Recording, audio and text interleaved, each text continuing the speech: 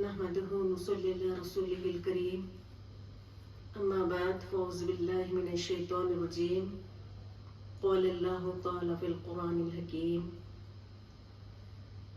اللهم إنا نحن نصلي على سيدنا حبيبنا شفيعنا محمد وعلى آل محمد وبارك وسلم.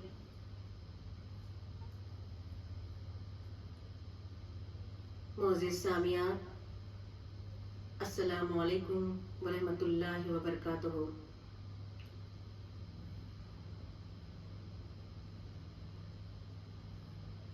گزشتہ بیان میں یہ بات بتائی تھی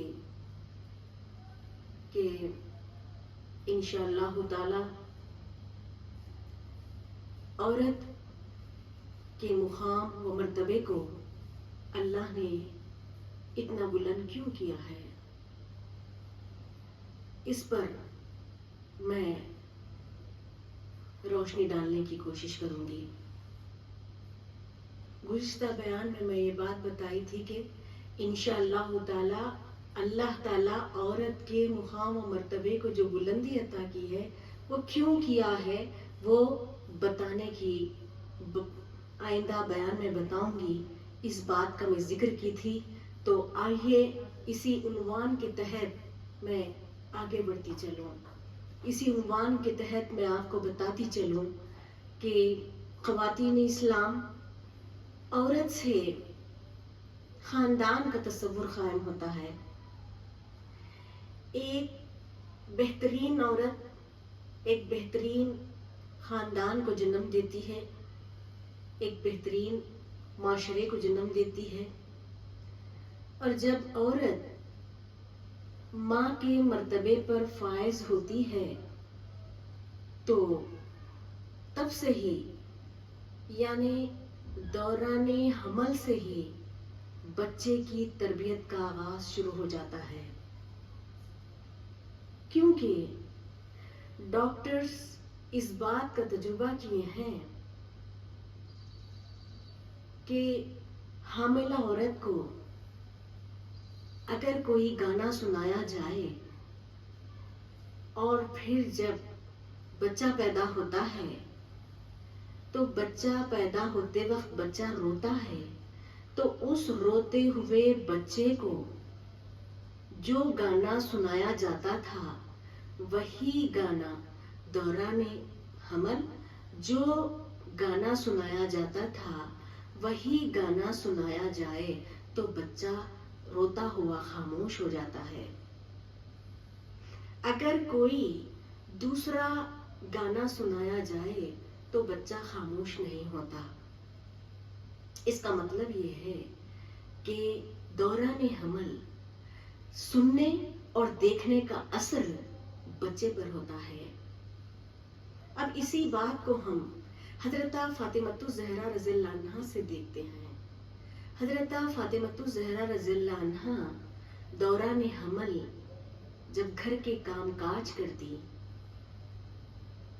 گھر کے کام کاج یعنی کہ چکی پیستی ہیں اور بھی دوسرے کام کرتی ہیں، تب حضرت فاطمۃ الزہرا رضی اللہ عنہا کی زبان مبارک پہ قرآن کریم کا کلام جاری رہتا. آپ کی زبان مبارک پر قرآن کریم کا کلام جاری رہتا. عبادت تو عبادت کرتی تھی وہ رات بھر، لیکن جب دن میں گھر کے کام کاج کرتی تب بھی قرآن کریم کے کلام کو اپنی زبان پر جاری رکھتی، وظائف کو جاری رکھتی. اسی بات پر شاعر اعظم علامہ اقبال کہتے ہیں کہ وہ گندم چکی میں پیسا جا رہا ہے، وہ گندم چکی میں پیسا جا رہا ہے اور زبان پر قرآن کریم کے نغمے جاری ہیں، تو ایسا آٹا کھائیں گے تو حسین بن علی جیسے ہی تو پیدا ہوں گے. یعنی حضرت فاطمۃ الزہرا اپنے شکم مبارک میں حضرت امام حسن حضرت امام حسین کو رکھتے ہوئے آپ گھر کے کام کاج کرتی تو بھی اپنی زبان پر قرآن کریم کے نغمے گاتی، قرآن کریم کے کلام کو پڑھتی رہتی، تو اسی وجہ سے حضرت امام حسن اور حضرت امام حسین کو زمانے کو ایسے آفتاب و مہتاب ملے. حضرت امام حسن جیسے، حضرت امام حسین جیسے زمانے کو ایسے آفتاب و مہتاب ملے. یہ حضرت فاطمۃ الزہرا نے دوران حمل میں جو کلام جاری رکھا تھا اسی کا نتیجہ ہے. اس بات سے پتہ چلتا ہے کہ دوران حمل پڑھنے، سننے اور دیکھنے کا اثر بچے پر ہوتا ہے. دوران حمل ماں قرآن کریم کی تلاوت کرتی ہے اور عبادتوں اور ریاضتوں میں منہمک رہتی ہے، تو اس کا اثر بھی، یعنی کہ عابدین صالحین بندے پیدا ہوتے ہیں. دوران حمل ماں اگر اچھی اچھی دعائیں کرتی ہیں تو اس کا اثر بھی بچے پر ہوتا ہے. جیسے حضرت ابراہیم علیہ السلام اسماعیل علیہ السلام کی ولادت سے پہلے، یعنی مادر رحم میں ابھی حضرت اسماعیل علیہ السلام کا نام و نشان ہی نہیں ہے، تب سے ہی حضرت ابراہیم علیہ السلام دعا مانگتے، ربی حب لی من الصالحین، اے اللہ مجھے صالح اولاد عطا فرما. ہم بھی اگر مائیں بھی اگر دوران حمل دعا کرتی ہے، یہ تمنا، یعنی کہ دوران حمل اگر مائیں یہ تمنا کرنے کے بجائے کہ لڑکی ہوگی تو ڈاکٹر بنائیں گے، لڑکا ہوگا تو انجینئر بنائیں گے، فلاں فلاں پروفیسر لائر بنائیں گے، فلاں فلاں تمنا کرنے کے بجائے اگر یہ دعا کرتی ہے، سب سے پہلے یہ دعا کرتی ہیں کہ ربی حب لی من الصالحین، اے اللہ مجھے صالح اولاد عطا فرما، تو اس کا اثر بھی بچے پر بہت اچھا پڑتا ہے.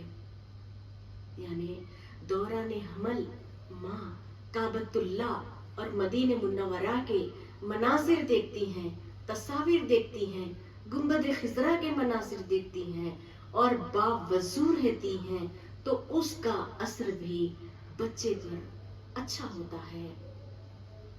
جتنا ماں دوران حمل اچھا اہتمام کرے گی، نیک عمل کرے گی، تو بچے کو اللہ و رسول اللہ سے محبت پیدا کرنے میں زیادہ مشقت کی ضرورت نہیں ہوگی. جتنا ماں دوران حمل نیک اہتمام کرے گی، بچے کی ولادت کا نیک اہتمام کرے گی، اتنا ہی بچے کی تربیت آسانی سے ہو پائے گی. معزز خواتین اسلام، اللہ نے عورت کو یوں ہی مقام و مرتبہ عطا نہیں کیا ہے. ایک بیٹی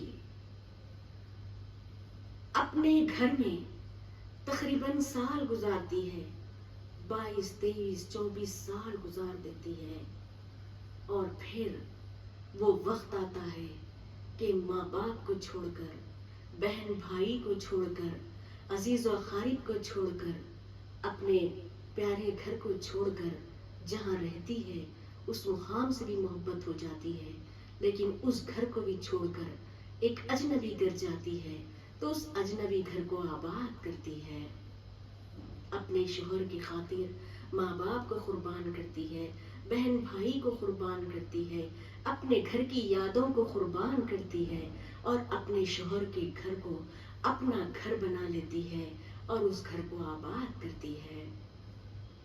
9 مہینے وزن برداشت کرنا اور درد زا کی تکلیف سے بڑھ کر کائنات میں کوئی تکلیف نہیں، لیکن اکثر خواتین درد زا سے نجات پانے کے لیے آپریشنز کروا لیتی ہیں. آپ صلی اللہ علیہ وسلم نے فرمایا، عورت جب درد زا لیتی ہے تو عرش کے کنگورے ہل جاتے ہیں. سورہ مریم میں حضرت مریم علیہا حضرت عیسیٰ علیہ السلام کی ولادت بسادت کے وقت درد زہ لیتی ہوئی فرماتی ہیں قالت یا لیتنی مت قبل ھذا وکنت نسیا مسیا، بولی ہائے کسی طرح سے میں اس سے پہلے مر گئی ہوتی اور بھولی بسری بن گئی ہوتی۔ حضرت مریم علیہا درد زہ کی تکلیف کے وقت فرماتی ہیں کہ اس درد سے پہلے میں مر گئی ہوتی اور بھولی بسری بن گئی ہوتی۔ اللہ رب العالمین نے عورت کو یوں ہی مقام و مرتبہ عطا نہیں کیا ہے، اور جب دودھ پلانے کا زمانہ آتا ہے تو علمی اعتبار سے بتایا گیا ہے کہ خون کے 10 قطروں سے دودھ کا 1 قطرہ تیار ہوتا ہے، یعنی ماں دودھ کی شکل میں اپنا خون پلا کر پالتی ہے۔ اور اکثر خواتین اپنے فیگر کو مینٹین کرنے کے لیے بازار کا دودھ پلاتی ہیں۔ یاد رکھیں کہ اللہ نے عورت کو یوں ہی مقام و مرتبہ عطا نہیں کیا ہے۔ اگر عورت اپنے حقوق کو انجام نہیں دیتی، اپنے فرائض کو انجام نہیں دیتی، تو پھر عورت اپنے مقام تک پہنچ نہیں سکتی، اپنے مقام کو حاصل نہیں کر سکتی، عورت اپنے مقام سے گر جاتی ہے۔ حضرت فاطمہ الزہرا رضی اللہ عنہا فرماتی ہیں کہ میری زندگی میں تکالیف جو تھی، ان تکالیف کو، میری زندگی کی دشواریوں کو اگر کوئی جان لے، اگر کوئی جانچے، اگر کوئی مطالعہ کرے میری تکلیفوں کا، تو پھر وہ عید نہ منائے۔ یعنی حضرت فاطمہ الزہرا رضی اللہ عنہا فرماتی ہیں کہ میری زندگی اتنی تکالیف تھی آپ کی زندگی میں کہ اگر کوئی عورت جانے تو وہ خوشی نہ منائے۔ اللہ اکبر۔ جنت میں خواتین کی سردار حضرت فاطمہ الزہرا ہیں، یعنی ہماری سردار، ہماری جنت میں جنت کی سردار، اور ہماری سردار کی پریشانیوں کا عالم یہ ہے، تکالیف کا عالم یہ ہے، پھر اس کے باوجود آپ نے ایک ماں کی شکل میں، ایک بیوی کی شکل میں، ایک بہو کی شکل میں مکمل اپنا حق ادا کیا ہے، اپنے پورے فرائض ادا کیے ہیں، اپنے پورے حقوق ادا کیے ہیں۔ تربیت و پرورش کے نام پر خواتین کے کاندھوں پر ایک زبردست ذمہ داری ڈالی گئی ہے۔ امام مسلم، امام بخاری سے روایت ہے، رسول اللہ صلی اللہ علیہ وسلم نے فرمایا سب سے افضل عبادت دین کا فہم پیدا کرنا ہے، دین کی سمجھ ادا کرنا ہے، دین دے دینا نہیں ہے، دین کی سمجھ پیدا کرنا ہے۔ اور میں سمجھتی ہوں کہ یہ ماں کی ذمہ داری ہے، کیونکہ رسول اللہ صلی اللہ علیہ وسلم نے فرمایا ماں کی گود پہلی درسگاہ ہے، اس پہلی درسگاہ میں ہی، اس ماں کی گود میں ہی بچے کا ایمان پختہ ہو جانا چاہیے، کیونکہ ایمان کی دولت اسکول سے نہیں ملتی، ایمان کی دولت کالجز سے نہیں ملتی، ایمان کی دولت یونیورسٹی سے نہیں ملتی، ایمان کی دولت قاریوں اور حافظوں سے نہیں ملتی، بلکہ ایمان کی دولت ماں کی گود سے ملتی ہے۔ جتنا ماں کا ایمان پختہ ہوگا اتنا ہی بچے کا ایمان مضبوط ہوگا۔ ماں دنیا سکھانے کے ساتھ ساتھ، ماں دنیاوی تعلیم دینے کے ساتھ ساتھ یہ ضرور یاد رکھیں کہ اپنے بیٹے بیٹیوں کے سینوں میں اللہ و رسول اللہ کی محبت داخل ہوں. فقط قاری صاحب کو بلا کر قرآن پڑھا لیتے ہیں تو سمجھتے ہیں کہ ہم دین کا حق ادا کر دیا، ہم نے دین کا حق ادا کر دیا. یہ بچوں پر ظلم ہے. دین کا فہم پیدا نہیں کرتے، ایمان کا فہم پیدا نہیں کرتے، قرآن کا فہم پیدا نہیں کرتے، بلکہ اپنی ساری محنت کی جمع پونجی، اپنی ساری محنت کی جمع پونجی دنیاوی تعلیم پر خرچ کر دیتے ہیں. اور جن کے پاس پیسہ نہیں ہوتا وہ بھی مدرسوں اور اداروں سے تعلیم تو حاصل کرتے ہیں، لیکن دنیا کمانے کی غرض سے تعلیم حاصل کرتے ہیں، امام بنتے ہیں تو پیسہ کماتے ہیں. میرے علم میں یہ بات آئی ہے کہ باہر کنٹری میں جمعہ کے ایک خطبے کا $1000 لیتے ہیں. قاری پیسہ لیتا ہے، حافظ پیسہ لیتا ہے، نعت خواں پیسہ لیتا ہے، تراویح پڑھانے والا پیسہ لیتا ہے. تراویح میں کتنے قرآن ختم ہوں گے، تراویح میں کتنے قرآن ختم ہوں گے، اس حساب سے پیسے کی بولی لگائی جاتی ہے. جتنے قرآن ختم ہوں گے اس حساب سے پیسے کا ڈیمانڈ کیا جاتا ہے. اللہ اکبر. لہذا یہ ایسا دستور بنا لیے ہیں جیسے کہ دنیاوی کاروبار یعنی دنیاوی پروگرام کرنے والے پہلے پیسے کی بات کرتے ہیں، بعد میں پروگرام کرتے ہیں. اور اسی طرح آج دین کا کام کرنے والے بھی پہلے پیسے کی بات کرتے ہیں، بعد میں دین کا پروگرام کرتے ہیں.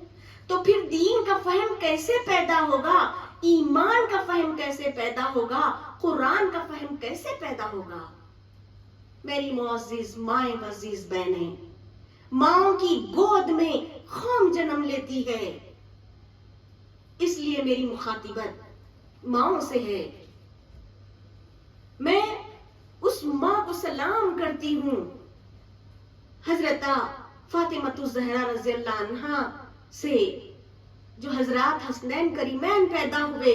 ان حضرات حسنین کریمین کو شہادت کے مقام تک پہنچانے میں حضرت فاطمہ الزہرا کی تربیت و پرورش کا پورا ساتھ رہا. حضرت فاطمہ الزہرا نے اپنی تربیت و پرورش کا پورا حق ادا کیا ہے ان کو شہادتوں کے مقام تک پہنچانے میں. میں آپ کی تربیت کا واقعہ یعنی آپ کی تربیت جس طریقے سے آپ نے کی ہے وہ میں گزشتہ بیان میں کر چکی ہوں.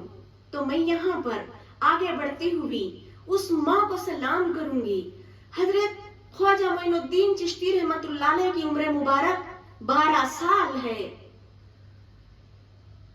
12 سال کی عمر میں وہ شفیق اور مہربان باپ کے سائے سے محروم ہو گئے. حضرت خواجہ غریب نواز رحمت اللہ علیہ 12 سال کی عمر مبارک میں اپنے باپ کے سائے سے محروم ہو کر ہمیشہ اداس اور مغموم رہنے لگے. یہ دیکھ کر آپ کی والدہ ماجدہ حضرت بی بی نور نے بڑی استقامت کے ساتھ خود صبر کرتی ہیں اور پھر اپنے بیٹے کو بڑی استقامت کے ساتھ اٹھاتی ہیں اور فرماتی ہیں، اے میرے فرزند. حضرت خواجہ غریب نواز رحمت اللہ علیہ کی والدہ اپنے فرزند سے کہتی ہیں، حضرت خواجہ غریب نواز رحمت اللہ علیہ سے کہتی ہیں، 12 سال کے بچے سے مخاطب ہو کر کہتی ہیں کہ اے میرے فرزند، زندگی کے سفر میں ہر مسافر کو تنہائی کی اذیتوں سے گزرنا پڑتا ہے. ابھی سے تم اپنی تکلیفوں کا ماتم لے کر بیٹھ گئے تو یہ دشوار گزار سفر کیسے طے کرو گے؟ والد محترم کی محبت یہ نہیں کہ تم دن رات ان کی یاد میں آنسو بہاتے رہو، بلکہ اولاد کی محبت یہ ہوتی ہے کہ وہ اپنے بزرگوں کے خواب کی تعبیر کو پیش کرے. اور تمہارے باپ کا ایک ہی خواب تھا کہ میرا بیٹا علم و فضل میں کمال حاصل کرے. اللہ اکبر. اور حضرت خواجہ غریب نواز رحمت اللہ علیہ اس مقام تک پہنچ گئے کہ 90 لاکھ کو مسلمان کر دیا، 90 لاکھ کو مسلمان کر دیا. حضرت بی بی نور آپ کی والدہ یہ نہیں سوچی، یہ فکر نہیں کی کہ میں بیوہ ہو گئی، مجھے کھلائے گا کون، مجھے پہنائے گا کون. آپ نے اپنی پرواہ نہیں کی بلکہ اپنے بیٹے کو استقامت سے اٹھایا. تو یہ ماں کا ہی کمال ہے کہ حضرت خواجہ غریب نواز رحمت اللہ علیہ نے 90 لاکھ کو مسلمان کر دیا. یہ کمال تو ماں کا نظر آتا ہے. ماں کے استقامت سے اٹھنے کا، صبر کر کے آگے بڑھانے کا کمال ماں کا ہے. اب آئیے میں اس ماں کو سلام کرتی ہوں. حضرت خائن مقام قبلہ کی والدہ محترمہ علیل ہو گئی تھی تو حضرت خائن مقام قبلہ نے محنت مزدوری کر کے پیسے لا کر اپنی ماں کے سامنے رکھ دیا. تو آپ کی والدہ نے ان پیسوں کو اٹھا کر پھینک دیا اور فرمایا کہ جاؤ، اللہ نے تمہیں اس مقصد کے لیے پیدا نہیں کیا ہے، جاؤ تم اپنے باپ کے حکم کی تعمیل کرو اور اپنے باپ کے مقصد کو پورا کرو. حضرت خائن مقام قبلہ نے اپنی آرام گاہ کو ٹھوکر مار کر، اپنے مقام کو ٹھوکر مار کر دین اسلام کی خدمت کے لیے نکل پڑے. اور جن کے دلوں میں ایمان نہیں تھا، ایمان کی چنگاری بھی نہیں تھی، ان کے دلوں کو ایمان سے منور کیے. اور جن کے دلوں میں رائی دانے برابر ایمان تھا، ان کے ایمان کو پہاڑ بنا دیے، پہاڑ جیسے مضبوطی عطا فرمائی، پہاڑ جیسے ایمان کی مضبوطی عطا فرمائی.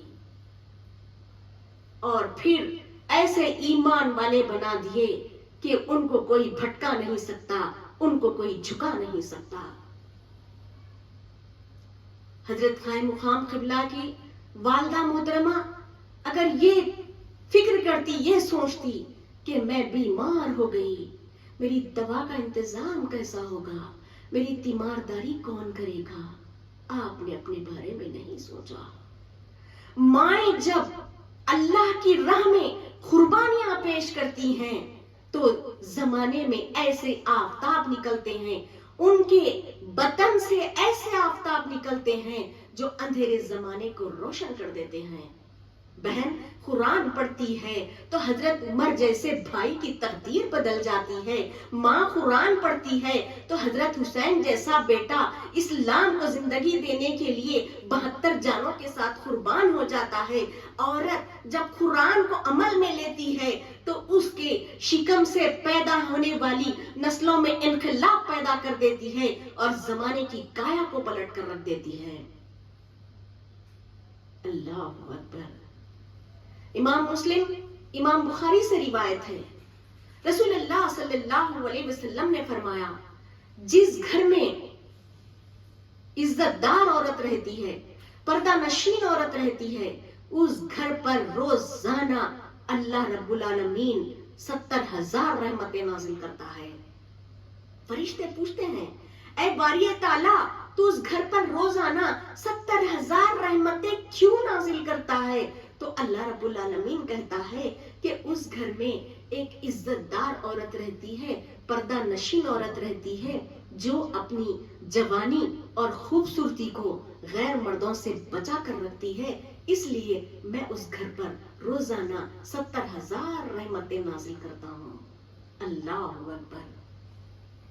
رسول اللہ صلی اللہ علیہ وسلم نے فرمایا، جس گھر میں عورت نماز پڑھتی ہے وہ گھر جنت کے محلوں میں سے ایک محل بن جاتا ہے.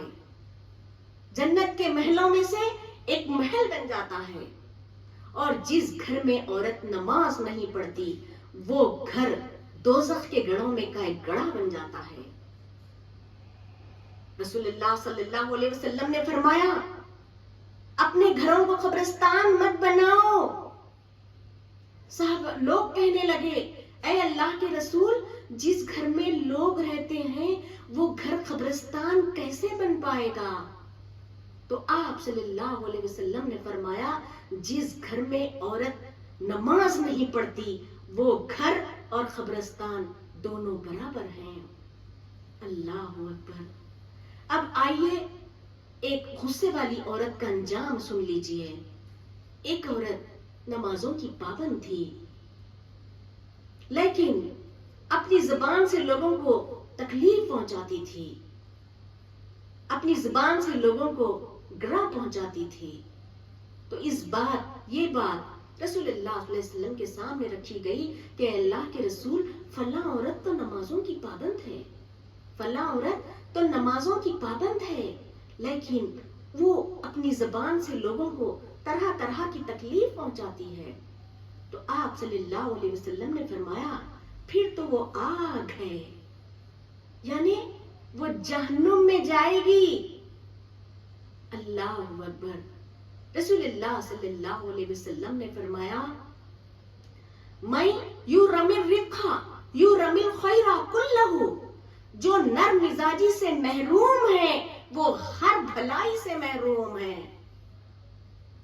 رسول اللہ صلی اللہ علیہ وسلم نے فرمایا اگر عورت شوہر کے مظالم کو برداشت کرتی ہے تو حضرت بی بی آسیہ کی طرح اجر و ثواب عطا کیا جائے گا۔ اگر شوہر بیوی کے ظلم کو مظالم کو برداشت کرتا ہے تو اس کو حضرت ایوب علیہ السلام کی طرح اجر و ثواب عطا کیا جائے گا۔ اس فرمان مبارک کی روشنی میں یہ بات واضح ہو جاتی ہے کہ طلاق اور خلا سے دور رکھا گیا ہے۔ اس فرمان میں طلاق اور خلا سے دور رکھا گیا ہے، بلکہ صبر کر کے مقامات کو حاصل کرنے کی طرف ترجیح دلائی گئی ہے۔ اللہ اکبر۔ میری معزز مائیں عزیز بہنیں، ماں پہلے علم حاصل کرے، ماں پہلے حقیقی علم حاصل کرے، معرفت کا کلام حاصل کرے۔ پہلے ماں عمل کرے اور معرفت کے کلام کو حاصل کرے، حقیقی علم کو حاصل کرے، اور پھر اپنے بچوں کو علم کی روشنی سے آراستہ و پیراستہ کرے۔ بھرپور کوشش کرے اپنے بچوں کو حقیقی علم سے آراستہ کرنے کی بھرپور کوشش کرے۔ زبان سے صرف یہ کہہ دینا کافی نہیں ہے کہ ہم اللہ اور رسول اللہ کو چاہتے ہیں، آل رسول کو مانتے ہیں، صحابہ کرام کو مانتے ہیں، اولیاء کرام کو مانتے ہیں۔ اگر مانتے ہیں تو پھر بتاؤ اپنے بچوں کو کہ ان کے درجات کیا ہیں، ان کی قربانیاں کیا ہیں، انہوں نے دین اسلام کو پھیلانے میں کیا کیا محنتیں مشقتیں کیے، کیا کیا قربانیاں دیے، یہ اپنے بچوں کو واقف کرائیں، ان کے درجات سے واقف کرائیں۔ دہشت گردوں سے سامنا ہوتا ہے، گستاخوں سے سامنا ہوتا ہے، زمانے میں گستاخوں سے سامنا ہوتا ہے۔ اکثر بچے سمجھتے ہیں جو گادی نشین ہوتے ہیں وہ اولیاء اللہ ہوتے ہیں، جو گادی نشین ہوتے ہیں وہ اولیاء اللہ ہوتے ہیں۔ نہیں، بچے سمجھتے ہیں۔ لہذا اکثر ماں باپ بچوں کو اپنے فورن کنٹریز بھیجتے ہیں، اور وہاں پر جانے کے بعد تو چند مہینوں میں عقیدے کا صفایا ہو جاتا ہے، بچہ واپس آتا ہے تو اکثر ماں باپ بچے کے عقیدے میں آ جاتے ہیں، بچوں کے غلط عقیدے میں آ جاتے ہیں، اور وہ ماں باپ جو ایمان کے پختے اور گہرے ہیں، عقیدے کے پکے ہیں، ان کا بچہ جب فورن کنٹری سے آتا ہے تو وہ اپنے بچوں کے عقیدے میں نہیں آتے، تو بچہ کہتا ہے، ماں باپ کو کہتے ہیں بچے کہ ماں باپ کو مشرک کہتے ہیں، بدعتی کہتے ہیں، ماں باپ روتے ہیں۔ میرے سامنے یہ واقعات ہوتے ہیں، ماں باپ روتے ہیں کہ ہمارا بچہ ہم کو مشرک کہہ دیا۔ وہ غلط عقیدے میں کیوں نہ پڑے؟ میری معزز مائیں عزیز بہنیں، وہ غلط عقیدے میں کیوں نہ پڑے؟ کیونکہ ماں نے اپنا حق ادا نہیں کیا، علم سے آراستہ نہیں کیا۔ پیدا تو ایمان والے گھرانے میں ہوا، لیکن ایمان کی روشنی سے منور نہ ہوا. مسلمان مملکتوں کا یہ حال ہے کہ اپنی اولاد کی دنیا سنوارنے کے خاطر لٹ جاتے ہیں. مسلمان ملکوں کا یہ حال ہے کہ اپنی اولاد کی دنیا سنوارنے کے خاطر لٹ جاتے ہیں. کیا ہم کبھی اپنے آپ کا جائزہ لیے ہیں کہ ہم کتنی محنت کرتے ہیں اپنے بچوں کے دین و ایمان کو بچانے کے لیے؟ پہلے ہم اپنے گریبانوں میں جھانک کر دیکھیں کہ ہم کتنا وقت دے پاتے ہیں اپنے بچوں کے ایمان کو بچانے کے لیے، اپنے بچوں کے مستقبل کو بچانے کے لیے، عقیدے کو بچانے کے لیے، آخرت کو سنوارنے کے لیے. ہم پہلے اپنے آپ کا جائزہ لیں. یاد رکھیں کہ اللہ نے عورت کو یوں ہی مقام و مرتبہ عطا نہیں کیا ہے. 2 ہجری میں جہاد فی سبیل اللہ کی آیت ربانی نازل ہوئی. جو جہاد فی سبیل اللہ مردوں پر فرض ہے، وہ آیت ربانی نازل ہوئی تو عورتیں رنجیدہ ہو گئیں، اور حضرت اسماء بنت امیس رضی اللہ عنہا کے ساتھ خواتین رسول اللہ صلی اللہ علیہ وسلم کی خدمت میں پہنچی اور عرض کرنے لگی، اے اللہ کے رسول،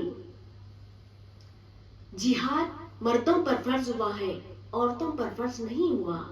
اس کا مطلب یہ ہے کہ عورتوں کے اجر و ثواب سے زیادہ مردوں کو اجر و ثواب عطا کیا جائے گا. تو یہ سن کر آپ صلی اللہ علیہ وسلم نے فرمایا، نہیں، عورتیں اپنے بچوں کو پال پوس کر بڑا کرتی ہے اور ان کو دین کی تعلیم، دین و ایمان کی تعلیم سے آراستہ کرتی ہے اور جسمانی و روحانی غذا سے آراستہ کرتی ہے. تو عورتوں کا یہ عمل ہی مردوں کے اس جہاد کے برابر ہے. اللہ اکبر. خواتین کو یعنی تربیت و پرورش کے نام پر خواتین کے کاندھوں پر ایک زبردست ذمہ داری ڈالی گئی ہے، اور ہماری تاریخ میں ہماری خواتین زبردست طریقے سے اپنا کردار نبھایا ہے. ہماری تاریخ میں ہماری خواتین زبردست اپنے میدان کو گرم کیا ہے. حضرت سیدہ نفیسہ محدثہ تھیں، اور حضرت سیدہ نفیسہ کا درس امام شافعی رحمت اللہ علیہ دیوار سے ٹھہر کر سنتے. حضرت نفیسہ کا درس محدث، درس احادیث حضرت امام شافعی رحمت اللہ علیہ ٹھہر کر سارا درس حدیث ٹھہر کر سنتے، اور دیوار سے کی آڑ سے ٹھہر کر سنتے. حضرت امام شافعی رحمت اللہ علیہ سنتے حضرت نفیسہ کا درس. اللہ اکبر. حضرت عائشہ صدیقہ رضی اللہ عنہا کے شاگرد 100 صحابہ کرام کے قریب ہیں، اور حضرت عائشہ صدیقہ رضی اللہ عنہا، حضرت ام سلمہ، حضرت جویریہ، حضرت میمونہ، حضرت حفصہ، حضرت سعودہ، یعنی 700 صحابیات نے دین اسلام کو آگے بڑھایا ہے، دین اسلام کی مدد کی ہے، دین اسلام کو آگے بڑھایا ہے. ہمارے نبی کی مدد کی ہے دین اسلام کو آگے بڑھانے میں. خواتین اسلام، کم از کم ہم اپنے گھروں کے اندر اپنے بچوں کے سینوں میں اللہ و رسول اللہ کی محبت اور ادب کو بیدار کریں. زمانے کی گستاخیوں سے بچائیں، دہشت گردوں سے بچائیں. ہم کم از کم اپنے گھر کے اندر اپنی اولاد کے سینوں میں اللہ و رسول اللہ کی محبت، ادب کو قائم و دائم رکھیں. انشاءاللہ اگر ہم اتنی بھی محنت کرتے ہیں، ہم اتنی بھی اگر آج اپنے اپنے گھروں کو سنوارتے ہیں، اتنی بھی محنت کرتے ہیں، تو آج جو مسلمان گھر رہا ہے، غیر اقوام میں جو گھرا جا رہا ہے، جو غیر اقوام مسلط ہو رہی ہے، مسلمان پریشان جو ہو رہا ہے، تو انشاءاللہ یہ سب ختم ہونے کے ہم خواتین اگر اقدام اٹھائیں گے اپنی اولاد کو سنوارنے کے، تو ہر گھر میں روشنی ہوگی، ہر گھر میں نور ہوگا. انشاءاللہ تعالی حالات بدل جائیں گے اور اللہ کی نصرت ہمارے ساتھ ہوگی اور فتح کا میدان ہمارے ہاتھ میں ہوگا. آمین یا رب العالمین. وآخر دعوانا الحمدللہ رب العالمین. السلام علیکم ورحمۃ اللہ وبرکاتہ.